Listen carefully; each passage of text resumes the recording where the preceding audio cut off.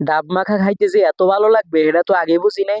তুমি নিজে বানাইছি না 10-এর মধ্যে 10। আজকে মোরা সবাই মিললে ডাব মাখামু। ডাব মাখানোর লগে গাছ দিয়া অনেকগুলান ডাব আগেই পাইরে রাখতে দিলাম।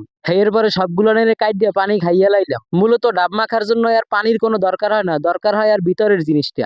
এরপরে ডাবগুলানের চিরে এর ভিতর দিয়ে মোয়াগুলানের বাইর করে হারাইলাম। এই জিনিসটারে মগো বরিশালের ভাষায় মোহাই কয়। আমভেগো ওদিকে কি কয় হেডা মুই জানি না।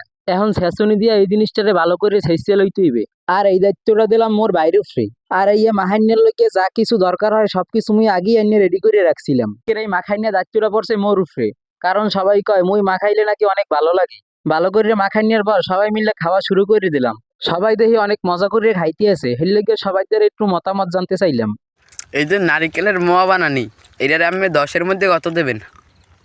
10-এর মধ্যে 10 দেওয়া যায়। তুমি নিজে বানাইছি না 10-এর মধ্যে 10ই। তুমি 10-এ কত দেবা? আমি 10-এ 9.5 দেবো। 9.5 খেললে 10ই তো পাম। মিষ্টি একটু বেশি হয়ে গেছে। আর দেখতে পারতে আছেন আমরা কোন জায়গায় বইয়ে খাইতে এসি। এরকম প্রাকৃতিক পরিবেশের মধ্যে বইয়া এরকম প্রাকৃতিক খাবার খাবার মজাটাই কিন্তু অন্যরকম। আজকের মতো ভিডিওটা এখানেই শেষ। এখন তাড়াতাড়ি করে ভিডিওতে একটা লাইক দেন, নাইলে কিন্তু আবার বরিশালের বিষয় পাইবেন না।